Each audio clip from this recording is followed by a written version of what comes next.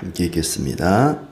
여호와의 말씀이 내게 임하니라. 이르시되 가서 예루살렘의 귀에 외칠지니라. 여호와께서 이와 같이 말씀하시기를 내가 너를 위하여 내 청년 때의 인애와 내 신혼 때의 사랑을 기억하노니 곧 씨 뿌리지 못하는 땅 그 광야에서 나를 따랐음이니라.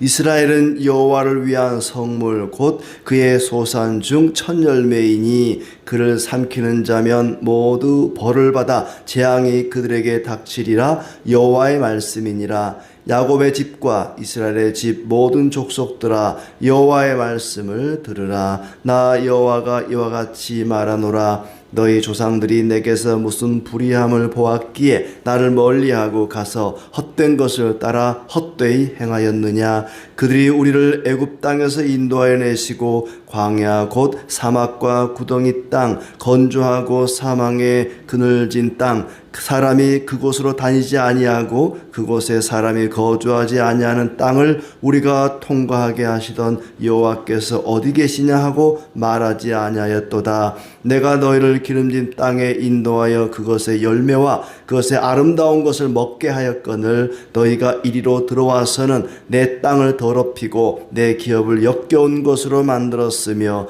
제사장들은 여호와께서 어디 계시냐 말하지 아니하였으며 율법을 다루는 자들은 나를 알지 못하며 관리들도 나에게 반역하며 선지자들은 바알의 이름으로 예언하고 무익한 것들을 따랐느니라. 그러므로 내가 다시 싸우고 너희 자손들과도 싸우리라. 여호와의 말씀이니라. 너희는 기띔 섬들에 건너가 보며 게달에도 사람을 보내 이 같은 일이 있었는지를 자세히 살펴보라. 어느 나라가 그들의 신들을 신 아닌 것과 바꾼 일이 있느냐. 그러나 나의 백성은 그의 영광을 무익한 것과 바꾸었도다. 너 하늘아 이 일로 말미암아 놀랄지어다. 심히 떨지어다. 두려워할지어다. 여호와의 말씀이니라. 내 백성이 두 가지 악을 행하였나니 곧 그들이 생수에 근원되는 나를 버린 것과 스스로 웅덩이를 판 것인데 그것은 그 물을 가두지 못할 터진 웅덩이들이니라. 이스라엘이 종이냐 씨종이냐 어찌하여 포로가 되었느냐.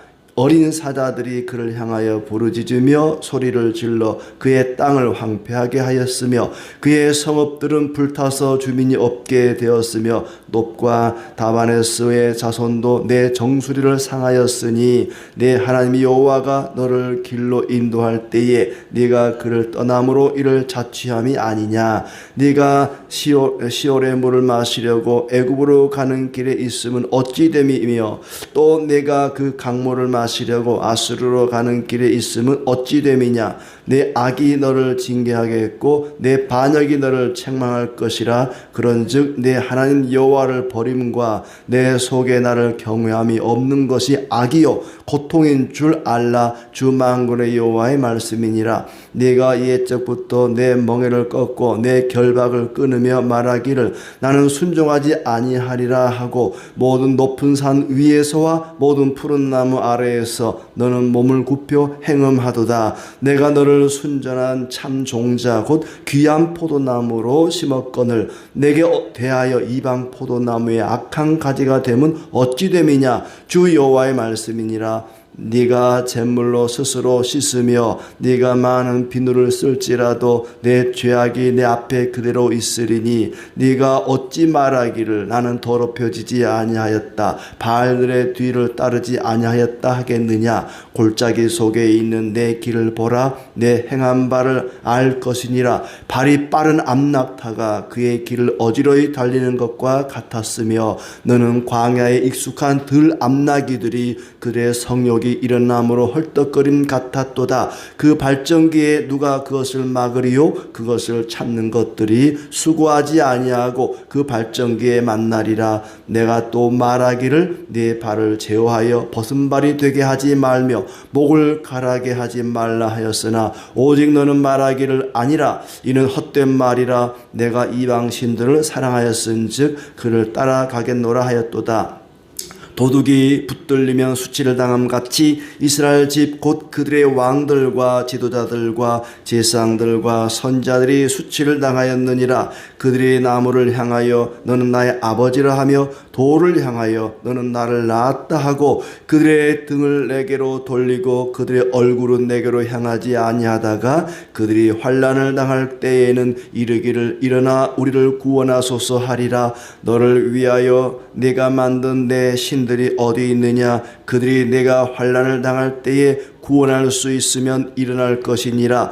유다여 너의 신들이 너의 성읍 수와 같도다. 너희가 나에게 대항함은 어찌 됨이냐? 너희가 다 내게 잘못하였느니라. 여호와의 말씀이니라. 내가 너희 자녀들을 때린 것이 무익함은 그들이 징계를 받아들이지 아니함이라. 너희 칼이 사나운 사자같이 너희 선자들을 삼켰느니라. 너희 이 세대여 여호와의 말을 들어보라. 내가 이스라엘에게 광야가 되었었느냐? 캄캄한 땅이 되었었느냐? 무슨 이유로 내 백성이 말하기를 우리는 노였으니 다시 죽게로 가지 아니하겠다 하였느냐? 처녀가 어찌 그의 폐물을 입겠느냐? 신부가 어찌 그의 예복을 입겠느냐? 오직 내 백성은 나를 잊었나니 그 날 수는 셀 수 없거늘 내가 어찌 사랑을 얻으려고 내 행위를 아름답게 꾸미느냐? 그러므로 내 행위를 악한 여자들에게까지 가르쳤으며 또 내 옷단에는 죄 없는 가난한 자를 죽인 피가 묻었나니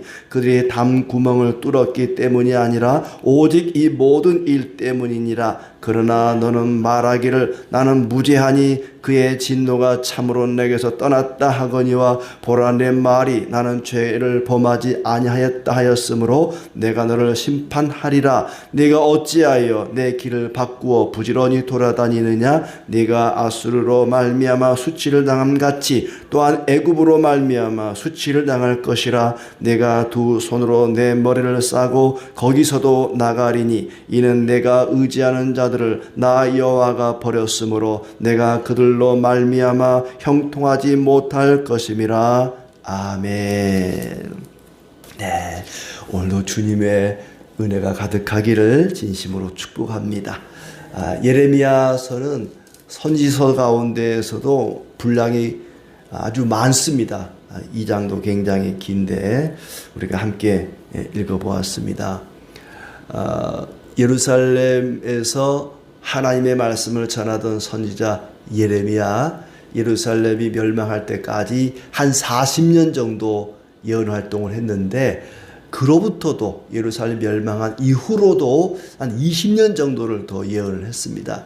그러니까 20살 정도가 아니라 한 13, 14세쯤 예언 활동을 시작했다가 거의 60년 정도로 그렇게 예언 활동을 한 것으로 보여집니다. 그는 참으로 애통하고 또 눈물을 흘리며 하나님께 탄원했던 예레미야가 끝나고 나면 예레미야 애가라는 슬픔의 노래가 있지 않습니까? 아무리 외쳐도 듣지 않고 악한 길로만 간 그 백성들을 바라보고 통곡하며 하나님께 애통했던 선지자의 눈물이 담겨있는 그런 말씀입니다. 오늘 말씀을 통해서는 왜 유다가 그렇게 심판을 당하게 되었는가? 왜 유다 백성들이 하나님 백성이 그렇게 처참하게 멸망을 당해야만 했었는지 그 이유를 말해주고 있습니다. 유다 백성들의 범죄에 대한 고발장이라고 할 수가 있겠죠. 그들의 심판이, 그들의 멸망이 우연이나 또는 너무 지나친 과도한 것이 아니다. 그들의 범죄에 대해서 마땅히 받아야 할 벌을 받은 것뿐이라는 얘기죠. 예루살렘 사람들에게 외치라 그랬습니다. 네가 젊은 시절, 청년 시절, 또 신부 시절 광야에서 씨 뿌린 것 없는 땅에서 얼마나 진실하고 나를 사랑하고 나를 어떻게 따랐는지 잘 기억하고 있다. 이스라엘 백성들이 애굽에서 막 나왔을 때 그때를 가리킵니다. 청년의 때라고도 부를 수 있고 부부 사이라면은 신혼 때라고도 부를 수 있고 또 광야 씨 뿌린 것 없는 땅에서 얼마나 그때는 진실하고 하나님을 사랑하고 하나님을 잘 따랐는지 시내산에서 모세를 통해 언약의 말씀을 하니까 아멘, 우리가 잘 따르겠습니다. 하나님만을 의지하겠습니다. 약속을 했거든요. 그때는 정말 신혼부부처럼 젊은 청년처럼 그렇게 순수하고 순전하고 하나님 잘 따랐단 말이죠. 그랬던 너희가 어찌 이렇게 변질되었냐고 지금 책망을 하는 거죠. 그때는 그러지 않았다는 거예요. 애고에서 막 나와서 시내산 언약을 받을 그때는 너무 좋았다는 거죠. 그들의 마음이 너무 순수했다는 겁니다.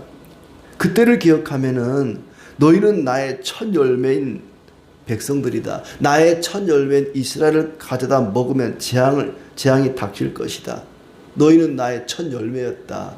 그때는 너희를 공격하는 자들을 내가 가만히 내버려 두지 않으려고 했다. 그러나 이제는 이방의 손에 그들을 내맡겠다는 겁니다. 그때는 너무나 순수했고 첫 열매와 같이 너무나 아름다워서 감히 어느 누구도 괴롭히지 못하도록 하나님이 지켜주셨다는 거예요. 그러나 이제는 이방의 손에 그들을 내맡겨버렸습니다. 이방의 손을 통해 그들을 징계하겠다는 얘기죠. 4절부터 본격적으로 그들의 죄에 대해서 고발하고 있습니다. 너희 조상들이 내게서 무슨 불의함을 보았기에 나를 멀리하고 가서 헛된 것을 따르느냐. 이게 그들의 죄죠. 하나님을 멀리 떠나서 헛된 것, 헛된 건 우상입니다. 우상은 헛된 것입니다. 아무것도 아니죠. 허무한 것입니다. 그것을 따른 것이죠. 하나님을 버리고 다른 것을 의지하는.